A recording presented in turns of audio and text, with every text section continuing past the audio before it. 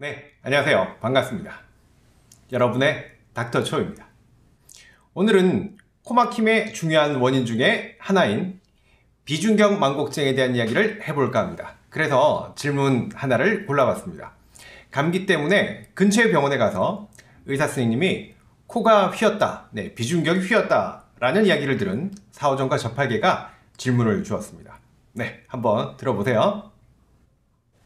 안녕하세요. 저는 사오정이라고 해요. 저는 평상시에는 괜찮걸랑요. 그런데 감기 걸리면 코가 좀 많이 막혀요. 특히 오른쪽 옆으로 누우면 오른쪽 코가 막히고 왼쪽으로 누우면 왼쪽 코가 막히고 그래요. 아이, 옆으로 좀 비켜보쇼.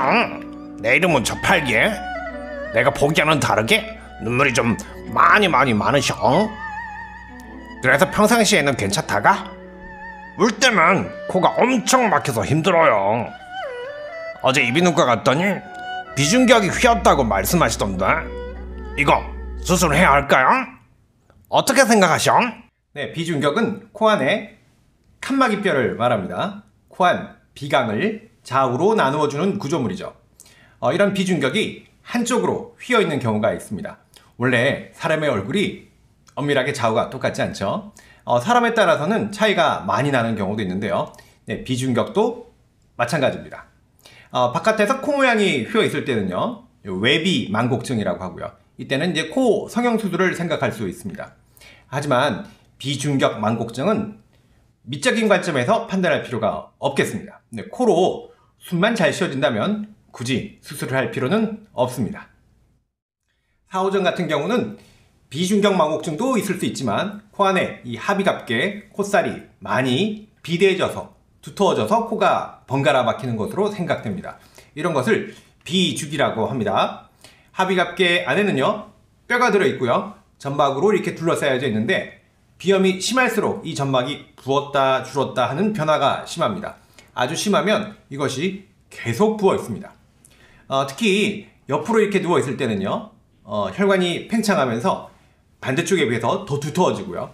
그러면 코 안에 공기가 이렇게 통과할 수 있는 공간이 좁아지게 됩니다.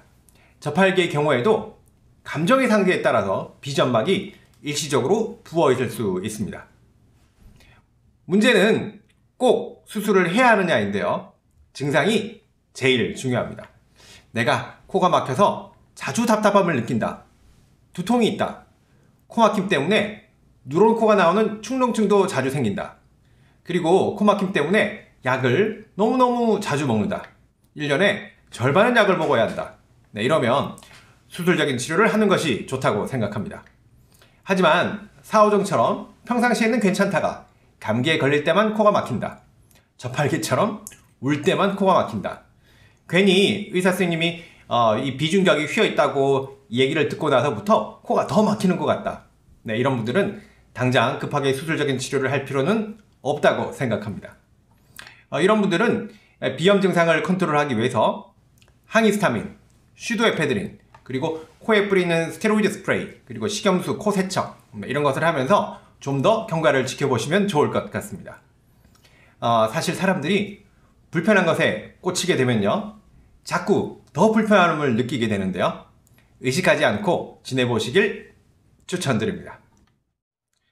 그리고 어떤 환자분이 휘어진 비중격을 펴기 위해서 볼펜을 콧구멍에 넣고 지속적으로 눌러주라는 방법 어떠냐고 물어보시는데요. 그냥 허허허 웃고 말았습니다.